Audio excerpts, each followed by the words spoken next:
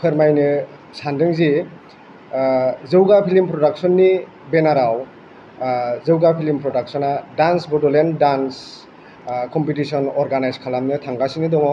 दा बे निउस चेनेलनि गेजेरजों बेखौनो फोरमायनो लुबैयो जाहाथे जोंनि बिटिआर हालामनि आरो लोगोसे आसामनि रायजो राजा बिथांमोनहा आरो जौगाफुनाय लाइमोन सेंग्रा सिख्लाफोरा बे कम्पिटिशनाव बाहागो लानानै गावखौनो मुंदांखा खालामनो हानायजों लोगोसे हारिखौबो गोजौआव दैखांलांनो हागोन। जों बे प्लेटफर्मखौ बिथांमोननो बे डान्स बड'लेण्ड डान्स कम्पिटिशननि गेजेरजों होनो नागिरदों। खारन मानो होननानै बुङोबा जोंनि बिटिआरजों लोगोसे आसामाव गोबां लाइमोनफोर दं जाय लाइमोनफोरा मोनसे प्रपार प्लेटफर्म मोनाखै गावसोरखौ गावसोरनि टेलेन्टखौ दिन्थिनो थाखाय बा गावसोरनि टेलेन्टखौ दिन्थिनानै गावखौ मुलुगाव मुंदांखा खालामनो थाखाय आरो लोगोसे जोङो बिनि गेजेरजों गासैबो रोखोमनि सुबिदाखौ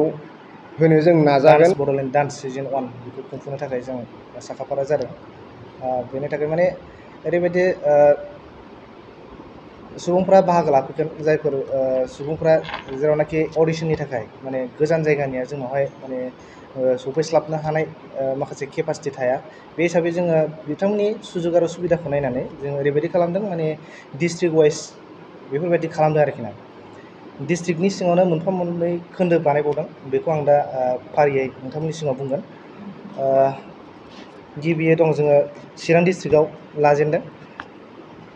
फैगौ 15 जुलाइ 2022 खालारखालि थावनिया जागोन शिवम डान्स एकाडेमि उलुबारि बिजनि। बिनि उनाव दङ चिरां डिस्ट्रिक्टआवनो 16 July 2022 Bodoland guest house Kajalgaon near DC office बेयाव जागोन। बिनि उनाव दङ बाक्सा डिस्ट्रिक्टआवहाय 20 जुलाइ 2022 सालबारि जुनियर कलेज सालबारियावहाय। बिनि उनाव दङ 21 जुलाइ 2022 खालारखालि Simla star dance academy Simla Bazar. आरो बिनि उनाव दङ 22 जुलाइ 2022 खालारखालि dream point dance academy Musalpur town.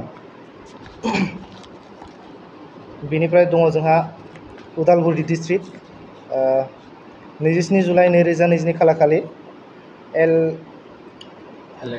एलेग्र dance and fitness studio Narzary complex गलमा सक।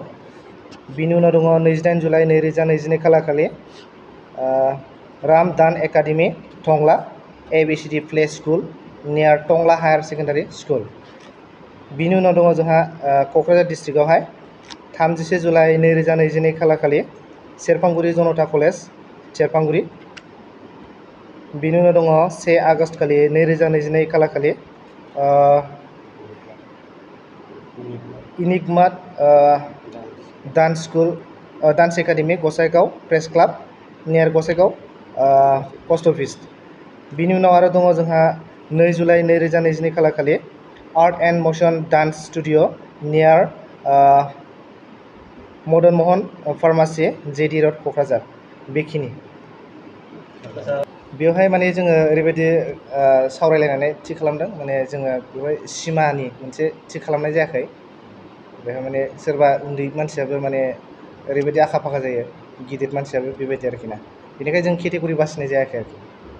बिथांमोना गावनि गथ' बा गाव बाहागो लानो गोसो जादों बे बिथांमोना मोनसे जानबुं नाम्बार बेवहाय जगाजग लानो हागोन। बे नाम्बारा जाहैबाय 7637814894। बे जानबुं नाम्बाराव आबुङै कन्टेक्ट खालामनो हागोन आरोखि। अडिशनाव लानायनि जिखुनु माने बिनि सोमोन्दै आरोखि ना गासिखौबो मिथिनो हागोन आरो। हिसाबै 30,000 रां लोगोसे ट्रफि लोगोसे सार्टिफिकेट बेबायदिनो नैथि जाय देरहागोन देरहासार जानो हानाय बिथांनोबो जों 20,000 रां लोगोसे ट्रफि आरो सार्टिफिकेट आरो बिनि उनाव जाय बिथाङा थामथि मासिखौ आवग्रिनो हागोन बे बिथांनो 10,000 ट्रफि आरो सार्टिफिकेट बेखिनि जों गथायनाय जागोन। नोंथांमोनहा जेएनएम एनएम नार्सिं फरायनो गोसो दं नामा? जुदि गोसो दंबोला थाबैनो क'क्राझार SAM कलेजाव मुं थिसनदो। बे फरायसालियाव 2 निफ्राय 3 बोसोर नार्सिं फरायनायनि मोजां खाबु दं।